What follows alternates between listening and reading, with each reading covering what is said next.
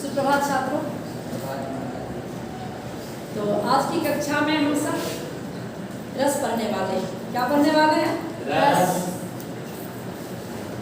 जब काव्य लिखने की शुरुआत हुई तो किसी कवि ने छंद को आत्मा कहा, किसी ने रस को आत्मा कहा, किसी ने अर्थ को आत्मा कहा।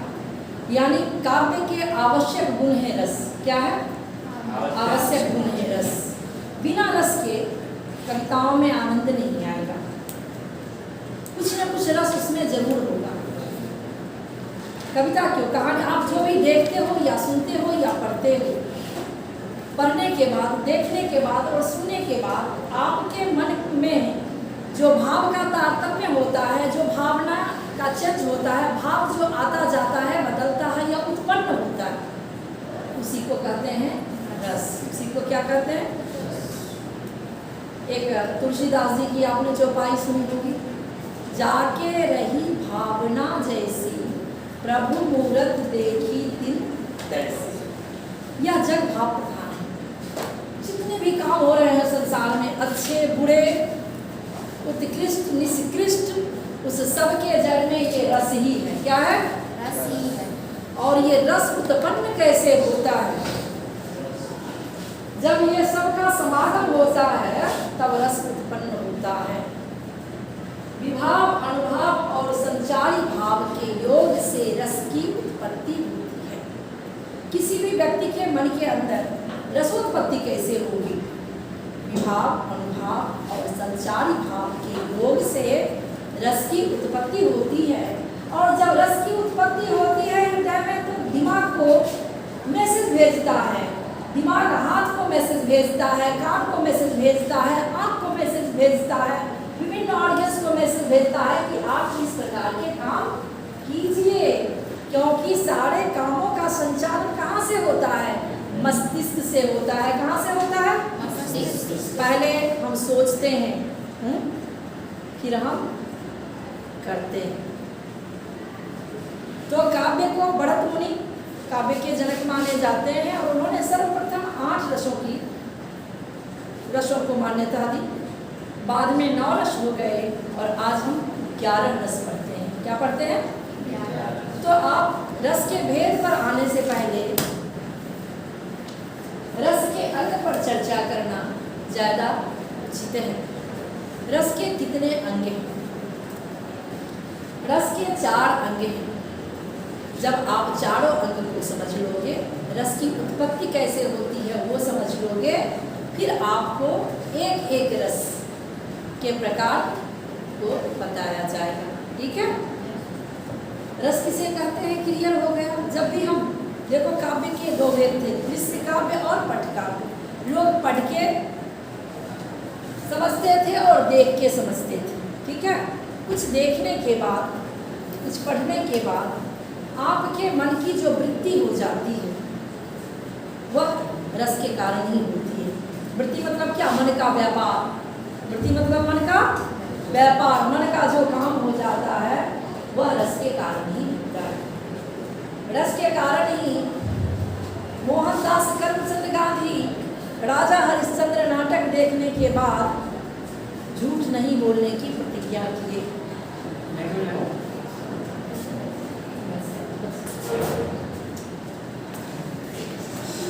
तो रस के कारण ही। तो अब रस के 4 अंगों को जानना बहुत जरूरी है। रस का पहला अंग है स्थायी भाव। यह हर व्यक्ति के अंदर होता है। यह हर व्यक्ति के अंदर यह नैसर्गिक गुण होता है। ईश्वर हमें इस संसार में भेजते हैं, हम जन्म लेते हैं, जन्म से ही ये सभी रस का जो स्थायी भाव है वो हमारे हृदय में होता है। ठीक है? और जैसे ही उसके संयोग में हम आते हैं तो अस्थायी भाव क्या हो जाता है? हृदय में जागृत हो जाता है। क्या हो जाता है? अब ये विभाव, अनुभाव और संचारी भाव जैसे एक साथ होता है, रस की क्या हो जाती है? उत्पत्ति हो जाती है। अब एक उदाहरण हम आपके पास देते हैं। आप आ रहे हो रास्ते में और एक बच्चा आपके सामने गिर जाता है। ठीक है? आपके हृदय में बच्चों के प्रति जो ममता और प्रेम है पहले से है ना? अब जब बच्चा गिर गया तो आपका वह ममता जागृत होने लगा। क्या होने लगा? आपको दुख होने लगा। बच्चा क्यों गिर गया? क्यों दुख हुआ? प्रेम के कारण बच्चे से प्रेम के कारण, वात्सल्य के कारण। और जब आपको लगा तो आपने हाथ बढ़ाया। आपने क्या बढ़ाया? हाथ बढ़ाया। और हाथ बढ़ाया और हाथ बढ़ा के उस बच्चे को उठा लिया। ठीक है, उठा दिया। तो यह बच्चे गिरने से लेकर बच्चे के उठाने तक की प्रक्रिया किसमें? विभाव, अनुभाव और संचारी भाग, इस तीनों में आ जाता है। इस तीनों में क्या आ जाता है? ये तीनों अंग आ जाते हैं अस्थायी भाव व्यक्ति के हृदय में। रस जो है बिल्कुल आंतरिक गुण है। क्या गुण है ये? आंतरिक गुण है। अब विभाव के दो में है आलम्बन और उद्दीपन। अब अस्थायी भाव जिसमें है वह आश्रय है। क्या है वह? आश्रय है, पहले से है। आश्रय मतलब जहाँ हो। ठीक है, आश्रय जब बच्चा को गिरते देखता है ना तो आश्रय में ममता जगती है, तो बच्चा क्या हो गया? उस ममता जगने का आलंबन हो गया। क्या हो गया? और जो ममता जगी वह उद्दीपन, उसका क्या नाम होगा? उद्दीपन। जैसे आग में घी डालते हैं ना तो वह प्रज्वलित हो जाता है, तो वह क्या हो जाता है? उद्दीप्त हो जाता है। तो बच्चा गिरा, हमारे अंदर स्थायी भाव है वत्सल, और वह ममता उद्दीप्त होने लगा। उस उद्दीपन का आलंबन कौन है? बच्चा है। आलंबन कौन है? बच्चा है। तब हमारे दिमाग में आया, अरे हम बचपन में गिर गए थे तो हमारे घुटने फूट गए थे, तब हमें किसी ने नहीं उठाया। जिसने हमें देखा उसके प्रति हमारे मन में विभिन्न भाव उत्पन्न होंगे। तुरंत गुस्सा आएगा, घृणा आएगा, क्रोध आएगा, मैं आज ऐसा नहीं करूँगा, इस बच्चे को मैं उठाऊँ, इस तरह के भाव में। तो ये सारे भाव जो आते और जाते हैं मन के अंदर, इसका नाम है संचारी भाव।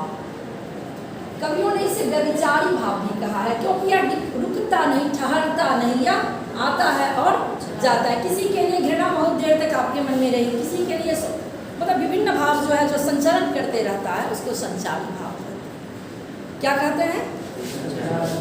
मैंने एक उदाहरण दिया रस का। रस का क्या हो गया? अभी कारगिल के युद्ध के बारे में मैं पढ़ा रही हूँ, आप विक्रम बत्रा के शौर्य गाथा को सुन रहे हैं। ठीक है, परमवीर चक्र विजेता, और आपके मन में एक भाव का संचार होगा, उत्साह बढ़ेगा, हम भी करेंगे, एक जो भाव उत्पन्न होगा। तो किस रस की उत्पत्ति होगी? वीर रस की। किस रस की? वीर रस। अब हम सिनेमा देखते देखते रोने लगते हैं, क्यों? जब नायक और नायिका को कष्ट होता है तो उसी समय खलनायक के लिए क्रोध भी उत्पन्न होता है, घृणा होती है, असूया होती है, विभिन्न भाव आते हैं। लेकिन और सबसे उन सब भावों पर भारी कौन होता है? करुणा। क्या? करुणा। तो करुण रस की उत्पत्ति होती है। मैया सीता धरती में जा रही है, भक्त के आंख से आंसू की अविरल धारा चल रही है, वो टीवी में आ रही है। सीता मैया धरती में कब गई नहीं गई वो तो बहुत दिन हो गया, लेकिन भक्त अभी रो रहे हैं। वो जमाना था जब रामानंद सागर जी रामायण बनाए थे और टीवी पर हम लोग देखते थे। शुरू से हम लोग उस समय स्टूडेंट थे कॉलेज के, जब पूरा देखे तब कॉलेज में आए थे, पहले हाई स्कूल में थे उस समय। गांव में एक दो टीवी हुआ करता था और पूरे गांव के लोग रामायण देखने जाते थे और लोग अपने ऐसे ऐसे प्रणाम करते थे। जब अरुण गोविंद और दीपिका या फिर जो लक्ष्मण बने थे, ये लोग जब पर्दे पर आते तो लोग प्रणाम करने लगते। तो यह सब क्यों होता? रस के कारण होता। क्या होता? इसलिए आपको जब आपके माता पिता या शिक्षक कहते हैं बच्चा अमुक चीज़ नहीं देगी, सबके हाथ में एटम बम है, ये मोबाइल कोई एटम बम से कम है क्या? सब कुछ है इसमें, गूगल क्रोम में या जहाँ भी ढूंढ लो। लेकिन माता पिता शिक्षक हमेशा चाहते हैं कि हमारे बच्चे अनवांटेड चीज़ नहीं देखें। क्यों? क्योंकि अगर आप अनावश्यक चीज़ देखोगे तो उसी तरह की रसोत्पत्ति आपके हृदय में होगी, और उस तरह के फिर जब हृदय में होगी तो हृदय मन को भेजेगा, मन हाथ को भेजेगा, और गलत काम भी लोग करेंगे। इसलिए संसर्ग हमारे पौराणिक पुस्तकों में कहा गया है, सत्संग गति कि न करो कि पुंसाम, यानी व्यक्ति की संगति का बहुत ज़्यादा प्रभाव पड़ता है, बहुत ज़्यादा। आज किसी दोस्त के संगति में हम बहुत ज़्यादा नहीं रहते हैं, माता पिता के संगति में नहीं बहुत ज़्यादा रहते हैं, दादा दादी के संपर्क में नहीं रहते हैं। आज हम सब किसकी संगति में ज़्यादा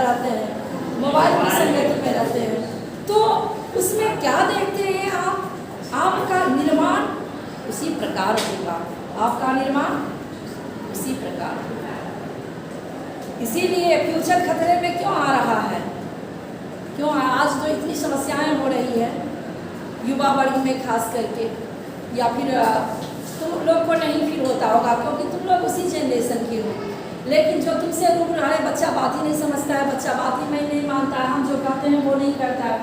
क्यों? क्योंकि यह संगति ही इसका जिम्मेदार है, या रसी ही इसका जिम्मेदार है। कोई बचपन से बुरा पैदा नहीं होता, कोई बचपन से अच्छा पैदा नहीं होता, ठीक है। और इन सब चीज, और दो चीज है, देखो मन हमेशा गलत कामों में प्रवृत्त होने को तत्पर रहता है, क्योंकि जो अच्छाई का रास्ता है वो थोड़ी सी मुश्किल है, लेकिन बुराई का रास्ता बड़ा आसान होता है। तो मन पानी उधर ही ढलने को जाता है, लेकिन जो व्यक्ति उस बहाव पर जरा सा नियंत्रण कर लेता है वह अपने लक्ष्य को पा लेता है करोड़ों के भीड़ में। लेकिन जो ऐसा नहीं कर पाता है उस पानी के साथ बातें चला जाता है, और वह जैसा चाहती है वह दूसरों के हिसाब से काम करता है। अपने हिसाब से काम करने वाले व्यक्ति को इसी उम्र में थोड़ी सी मेहनत करनी होती है। समझ में आ रहा है? Yes ma'am. तो आप ऐसे रस के संपर्क में नहीं आना है जो आपके चरित्र को खराब करे। तो आप देख रहे हो अस्थाई भाव, हर गुण हमारे अंदर है। अस्थाई भाव घृणा है, प्रेम है, वीरता है, कायरता है, हर चीज है। लेकिन जब वही चीज जब उस विषय के संबद्ध होता है तो वह क्या हो जाता है? उद्दीप्त हो जाता है। क्या हो जाता है? इसी को क्या कहते हैं? रसोत्पत्ति। आचार्य विश्वनाथ पंचानन ने कहा है विभावानुभाव संचारी भाव संयोगात रसोत्पत्ति, यानी विभाव, अनुभाव और संचारी भाव के योग से रस की उत्पत्ति है। समझ गए? रस के चार अंग, विभाव के दो है, आलम्बन और उद्दीपन। इसमें है अनुभाव में है वाचिक, मानसिक, कायिक। यानी जैसे कुछ रस उत्पन्न हुआ, जैसे क्रोध आया तो बोलना शुरू कर दिए, तो वो क्या हो गया? अनुभव हो गया। क्या हो गया? अनुभव हो गया। जैसे प्रक्रिया शुरू हुई, क्रिया शुरू हुई, वो क्रिया क्या हो गया? अनुभव हो गया। ठीक है? वह बाजिक हो सकता है, कायिक हो सकता है, हाथ उठाया, पैर उठाया, आँख में विभिन्न व्यापार होने लगा। आँख से भी व्यापार होता है ना, एकदम ऐसे करके समझ में आ जाता है भैया सामने वाला बहुत क्रोधित है, अभी निकल जाने में फायदा है। ठीक है? माता पिता मुस्कुराते हैं तो बच्चे की हिम्मत बढ़ जाती है ना? लगता है कि नहीं अभी अभी मूड अच्छा है। आप देख के पता कर लेते हो ना, यह सब व्यापार इस रस का है। और इस रस को समझने के लिए आपको कविता का अर्थ भावार्थ समझना पड़ेगा। ठीक है? अब ये रस के जो 11 भेद है, चलिए उस पर हम चर्चा दूसरी दिन करेंगे, थोड़ी सी बता देते हैं। वीर रस सबसे पहला श्रृंगार रस। श्रृंगार को रसराज कहा गया है। क्या कहा गया है? श्रृंगार का स्थायी भाव है रति मतलब प्रेम। आजकल इसी श्रृंगार में दो उपरस हो गए हैं रस की, एक वत्सल और भक्ति। भक्ति रस और वात्सल्य रस अलग से माने जाने लगा है, पहले इसे भी श्रृंगार समझा जाता है। श्रृंगार यानी प्रेम की जो भी बातें हो वह सब श्रृंगार रस के अंतर्गत आता है। अब बच्चों से प्रेम की बात हो तो वहाँ वात्सल्य क्या हो जाएगा? वात्सल्य रस। जहाँ भक्ति हो, प्रेम की पराकाष्ठा का नाम भक्ति है। जब प्रेम अपने उदात्त रूप में पहुँचता है ना तो वह भक्ति बन जाती है। क्या बन जाती है? तो भक्ति रस। ठीक है? और प्रेम जो श्रृंगार आजकल श्रृंगार है उसमें दो भेद हैं, संयोग श्रृंगार और वियोग श्रृंगार। जब नायक और नायिका मिलते हैं तो वहाँ संयोग श्रृंगार होता है, और जब नायक नायिका अलग रहते हैं तो वहाँ वियोग श्रृंगार होता है। दोनों को श्रृंगार ही कहते हैं। समझ गया? तो हमने ये दो रस की चर्चा आपको उदाहरण दिए। एक श्रृंगार रस का कोई उदाहरण बताओगे? प्रकृति का सौंदर्य है, आदमी का सौंदर्य, जहाँ प्रेम सौंदर्य की चर्चा हो वो श्रृंगार रस है। एक लाइन कोई बताओ।